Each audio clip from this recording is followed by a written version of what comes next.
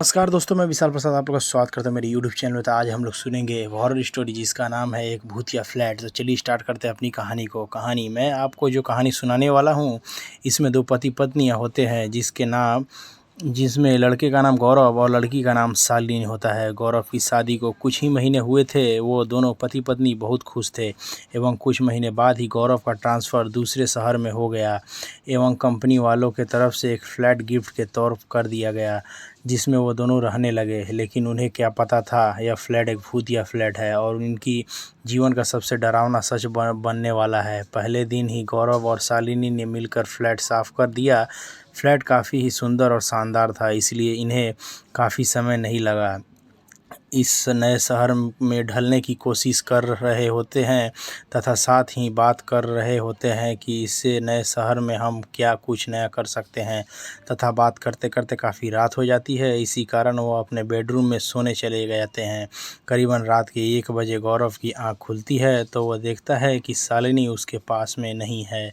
इतने में ही गौरव के गर्दन के पीछे से 2 हाथ आते हैं और उसकी गर्दन को पकड़ लेते हैं। गौरव डरते हुए पीछे की तरफ देखता है तो वह देखता है कि पीछे उसकी पत्नी शालिनी खड़ी है। उसकी पत्नी ने कहा, क्यों डर गए? मैं बाथरूम गई थी। आप इतनी रात में क्यों जगे हैं? गौरव ने कहा, बस कुछ नहीं, यूं ही पानी पीने के लिए उठा था। सुबह होकर शालिनी दोनों के लिए नाश्ता बनाती है। नाश्ता टिफ़िन में पैक कर गौरव काम पर निकल जाता है तथा शालिनी नहीं सोचती है। जो घर का बचा खुचा काम है वह निपटा लेती हूँ। वह कपड़े धोने के लिए वॉशिंग मशीन में डालती है और कुछ देर बाद जब वो वापस आती है तो देखती है कि वॉशिंग मशीन में कपड़े ही नहीं हैं। वह यह देखकर चौंक जाती है। वो घबराते हुए अपने कपड़ों को इधर उधर ढूंढने लगती है। जब वो अपने बेडरूम में जाती है तब वहाँ पर उसके सारे गीले कपड़े उसके बेड पर पड़े होते हैं। जब शाम को गौरव वापस आता है तब वह सारी बात गौरव को बताती है। गौरव भी उसकी बात को वहम समझकर टाल देता है।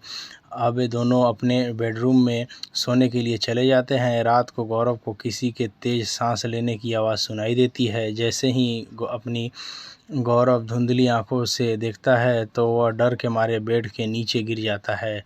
जब उसकी आंख पूरी तरह खुल जाती है तो वह देखता है कि शालिनी के बगल में एक काला साया सो रहा है। वह भागकर बाथरूम में जाता है और अपनी आंख धोकर आता है तो वह देखता है कि वहाँ पर कोई भी नहीं है। फिर वह गौरव को लगता है कि यह ठीक से न सोने की वजह से मुझे वहम हो गया है। इसी तरह पूरे हफ्ते दोनों को कई बार डर का सामना करना पड़ा और वे इसे अपने मन का वहम समझकर टाल देते थे। फिर एक रात में दोनों सो रहे थे। शालिनी सुनती है कि कोई उसका बेड नीचे से हिला रहा है। जैसे ही शालिनी नीचे को देखती है तो उसके बाल पकड़कर कोई अदृश्य चीज़ उसको नीचे खींच लेती है। जैसे ही बेहद रिस्पेजिपियल शालिनी को अपनी ओर खींचती है, शालिनी चीखने और चिल्लाने लगती है। शालिनी के चीखने और चिल्लाने की वजह से गौरव की आंख भी खुल जाती है और जैसे ही गौरव बेड के नीचे देखता है तो वह डर के मारे पीछे गिर जाता है। वह देखता है कि शालिनी के पीछे कोई काला साया लेटा हुआ है। फिर वह डर के मारे टॉर्च जलाता है और देखता है कि वहाँ पर कोई भी काला साया नहीं है। वह दोनों बहुत डर जाते हैं। वे दोनों डर के मारे कमरे से बाहर निकलने की कोशिश करते हैं। फिर वह देखते हैं कि दरवाजे पर कोई खड़ा है तो उन दोनों की हिम्मत नहीं होती दरवाज़ा खोल दे।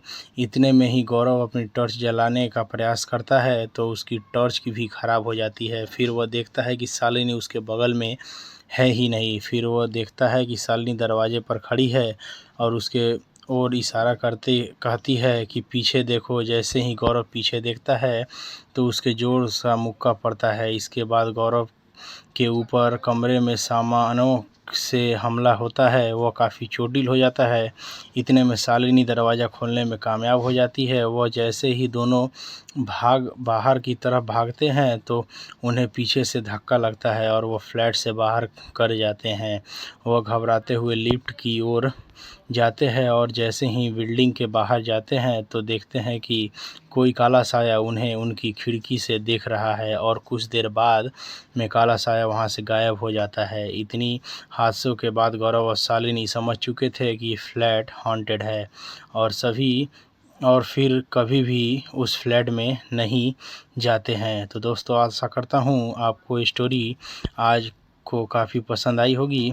स्टोरी आपको कैसी लगी हमें कमेंट करके ज़रूर बताइए। अगर आपको कहानी अच्छी लगी तो प्लीज़ लाइक करें, शेयर करें, चैनल को सब्सक्राइब करके बेल आइकन दबा दें। तो मैं विशाल प्रसाद आप लोगों से विदा लेता हूँ। मिलूंगा एक और नई कहानी में, तब तक के लिए खुश रहें, मस्त रहें, अपना ख्याल रखें, अपने फैमिली का ख्याल रखें। जय हिंद, वंदे मातरम।